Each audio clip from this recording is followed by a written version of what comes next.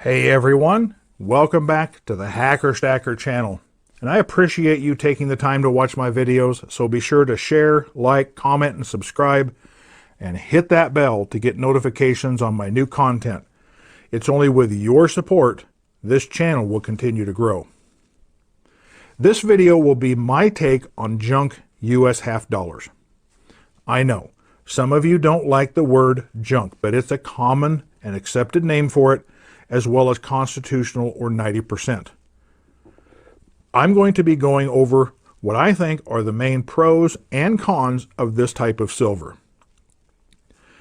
90% US minted half dollars contained from the mint 0.36169 troy ounces of silver.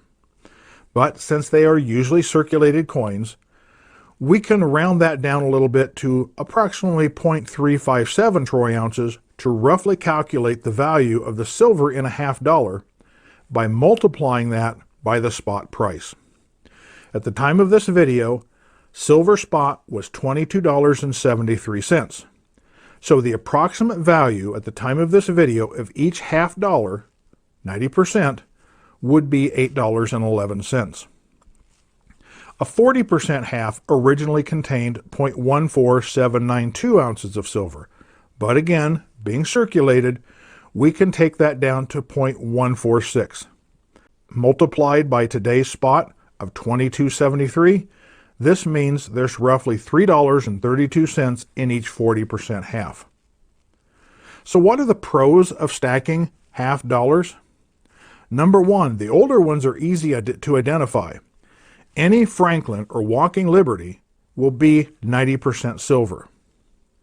And that, although they were silver, the coin that preceded the Liberty Walking coin, the seated Liberty, those are probably things you aren't going to come across on a regular basis when stacking junk silver, so those won't be addressed in this video.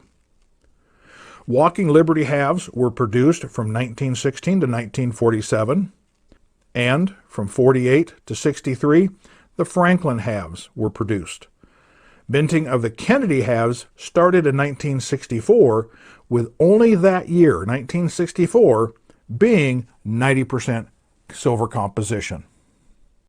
Since these half dollars weren't as circulated as much as smaller denominations such as quarters, dimes, pennies, and nickels, there's still a lot of bright, shiny halves available.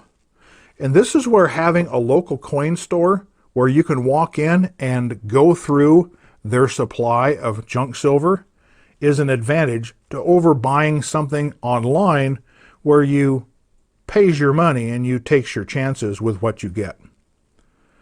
Half dollars can still be found for face value in pocket change and coin roll hunting. You might even find free ones in the return slot of a Coinstar machine or other vending machine. Just walk by and take a look.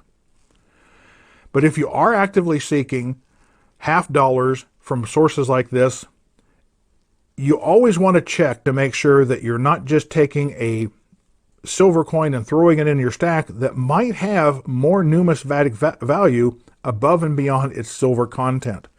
So make sure you check everything when you're doing things like coin roll hunting, because you might be missing out on a better deal. The value of a half dollar, in a silver content aside, each half dollar is still worth, if nothing else, a half dollar. Granted, you'd be a fool to spend it as such. It would be a dumb move to take 10 of these down to the gas station and buy $5 worth of gas. But they are all, regardless of date or wear, still today legal tender and can be used in commerce as such. One of the biggest pros I like about half dollars is the silver value per coin. Now obviously, since the spot price of silver goes up and down, so too will the value of the content of the silver in any of these halves. But right now, they're a bit over $8. That alone will get you a couple gallons of gas, 2 or 3 loaves of bread, whatever. These half dollars are what I consider the $10 bill of stacking silver. Now, before you start thinking of stacking junk silvers as all rainbows and unicorns, it's time to dive into the downsides of them.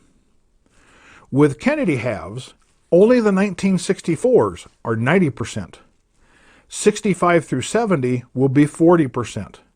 Now, for this reason, some stackers avoid Kennedy half dollars and concentrate on either just Benjamins or Benjamins and Liberty Walking halves, because there's no need to read the date on any of these. You look at the coin and you know it's 90%. With the Kennedys, you have to read the date to see whether it's 90, 40, or a clad half dollar. As with all coins, the older it is, the more likely it is to have wear. And although many of my Benjis and Kennedys are nice and bright and shiny, the two Liberty Walkings I have are well worn and have a patina that just screams circulated. Half dollars, regardless of their silver content, do not qualify for IRA contributions in the U.S. Also, the supply of junk silver is finite. No more is being made. So, as they are lost or misplaced or forgotten or even melted down, the supply will go down and the premium will likely increase as time goes by. Also, slick coins or near slick coins may not be accepted in trade or barter. Now, these are just the main pros and cons I was able to think of for junk or constitutional half dollars. I am not here to tell you whether stacking them makes sense for you.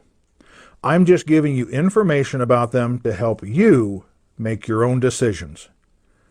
Keep on stacking, and I'll see you in the next video.